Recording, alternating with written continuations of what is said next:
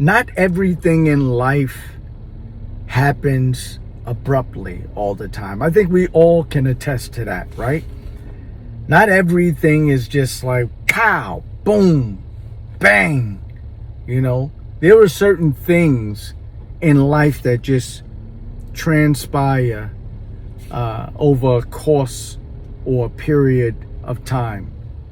And a lot of times we don't even realize that it manifested itself in a whole different way until we look back at it, until time has passed and we say, I didn't realize, or I just realized that this is the situation now, right? There are companies that were extremely relevant. We all know those companies. There's a lot of you watching this that know companies that existed and was thriving before I was even born, right? And then there's companies that exist now or used to exist with me growing up that my children know nothing about. And it wasn't just like one day, this company just shut down. I mean, it happens, but a lot of times it was just like it phases out, especially nowadays, it'll go from this to that to online to just completely disappearing. And sometimes you just don't realize it. And you think about it, and you're like, remember when such and such used to be right here? Wow, I forgot. How many years has it been that this company, didn't exist anymore? And that's what I see with the Jehovah's Witness organization, at least for phase 1 or 2. It's already happened. There are things that were non-existent when I was growing up, right? Rap music. Let's just say rap music, right? There was always rebels within the congregation that listened to rap music, even if they had to hide it. I think everyone that was of a certain age listened to rap music. You couldn't hide it. You couldn't take that away from the youth, right? But now it's become more open. It's become, out in the open now. I see kids that have elder parents drive up in their cars and it's like, oh, there's so-and-so, person's son or daughter driving up. And they got music on, rap music. And I'm not talking about the hip, the hop, the hibbity, hip, hip. I ain't talking about that. I'm talking about like, Molly and Percocets. The edited version, right? That's how they justify that. That's the edited version. So things changed slowly but surely. And you don't recognize it until you look back and say, wait a minute. This was never the case before. Right? People openly, I got relatives, I got, people that I know that will openly reference something or somebody that typically, when I was growing up, you couldn't even acknowledge that person. They'll say, oh, I saw, or I went to a stand-up show by this person, and it's like, wow, that was unheard of, right? So people are just becoming more involved, and like I said, they'll reference something that it's like, normally you wouldn't even acknowledge that you even saw this, this movie or this stand-up comedy or, a social media post or something like that. So things are transforming, and I'm just saying there's a lot of times where we expect this big explosion, or we want this big bang, so to speak, to where it's like, it's done. And that could happen. That could be phase 3, phase 4, where it's like, boom, and, or it could just kind of phase out. Still exists. People do what they want to do. It's definitely going to change for the generations to come, if, it survives it. So our children growing up, or, not our children, because if it's us, then, or XJWs, typically we won't have our children involved if they're really young, unless you got a complicated situation where there's another parent involved and they're really active and the children are going, so there are different variables. But as far as the organization, next generation, it's going to be totally changed. Just like the past generation, if they came back, they would say, whoa, like, y'all could do that? Y'all could do this? It's like, we couldn't, there's no way. No way. Rated R movies, I mean, there was like, rated R. No. Now it's like, you still get certain people that hide it, but it's like, we'll watch a rated R movie.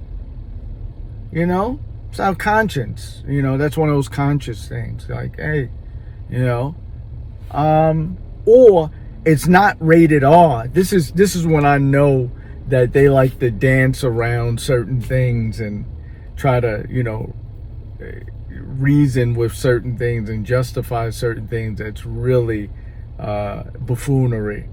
So they'll have a rated PG-13, right?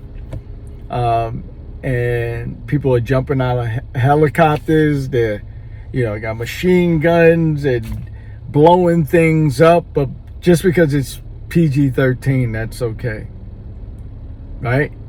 Just because it's PG-13, that's fine, And that's how they play with things in their mind. It's like, no, it's PG or PG-13. But it's like, they killed 50 people. They just killed 50 people. They blew up half a city. But just because it's PG. So they're very technical. They're very technical people. They're not using their morals at all. At all. It's not about being a good person. It's not about things that just seem like it's the right thing to do. It's technicalities, it's like whether or not they have a mask mandate or not. I'm not going to be in the midst of people, that's like this close to me at a club, at a event, at a mall, whatever. This is before the pandemic. I don't need somebody to say, nah, you could be that close. It's like, yeah, okay, I know I can, but I don't want to. You get it? So they like to play on these technicalities. Like, yeah, I know they're killing people and they blew up half of a city and, all of that good stuff, but it's PG-13. It's like, yeah, but what does your conscience tell you? It's cool. But the rated R, where no one dies and someone is tongue kissing somebody, and it has a rated R,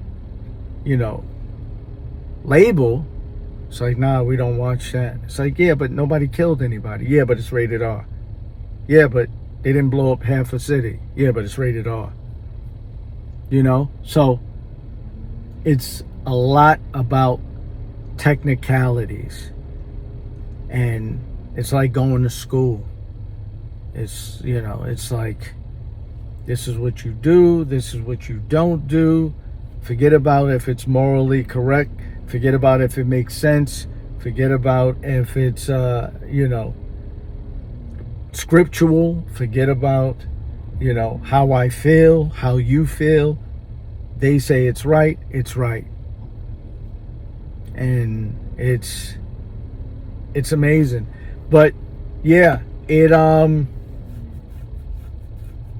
can just phase into a different animal. You know, I'm just giving possibilities. You know, no one really knows how things happen with organizations like this, or how it's going to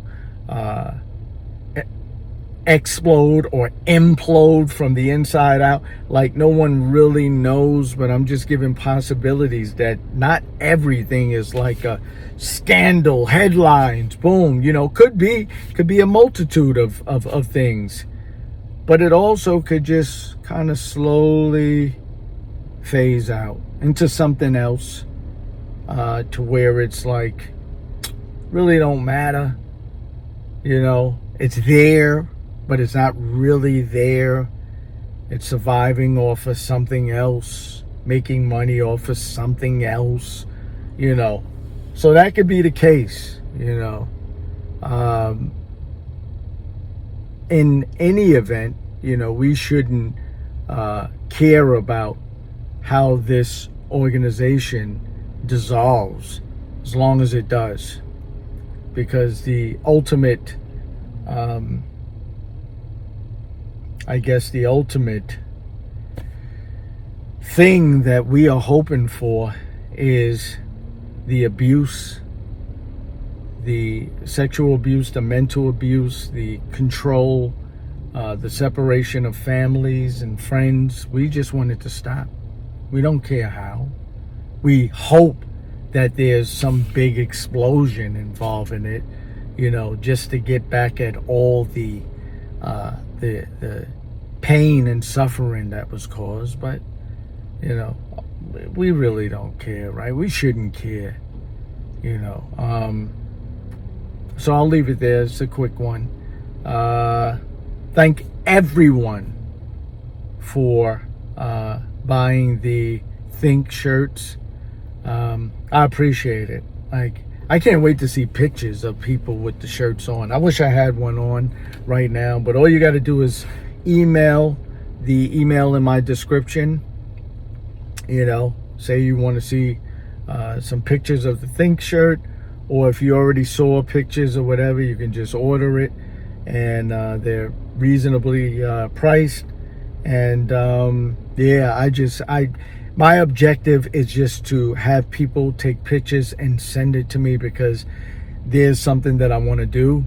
I could be very creative, being the artist that I am, you know. So I just want as many people as possible with the shirt, and taking a picture in the shirt. That's the important part. That's what I need for what I need to do, right?